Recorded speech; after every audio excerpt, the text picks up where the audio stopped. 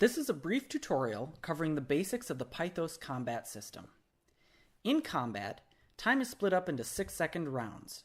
During each of these rounds, every combatant can perform a single action or a maneuver, which may consist of multiple actions.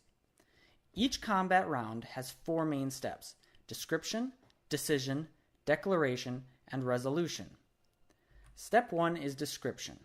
The GM describes the scene to the players, and the players can ask questions about what is going on. Step 2 is decision. The players decide what actions they're going to take this round. In a casual game, there can be discussion amongst the players to coordinate their actions. To increase the difficulty and add tension, the group can rule that little or no discussion is allowed. Also during this step, the GM should be deciding how non-player characters and monsters are going to act.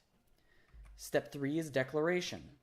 This is when the GM asks each player to briefly explain their actions. After this point, actions are generally not allowed to be changed. Step 4 is resolution.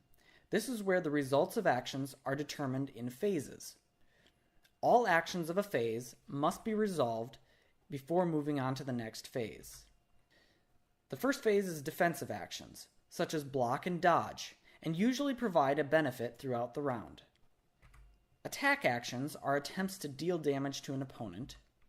Utility actions usually change the situation in a non-damaging way, such as using items, grappling, and casting spells that manipulate the battlefield. Move actions are actions that change the positions of combatants. And other effects can be resolved at the very end of the round, such as environmental effects and falling damage.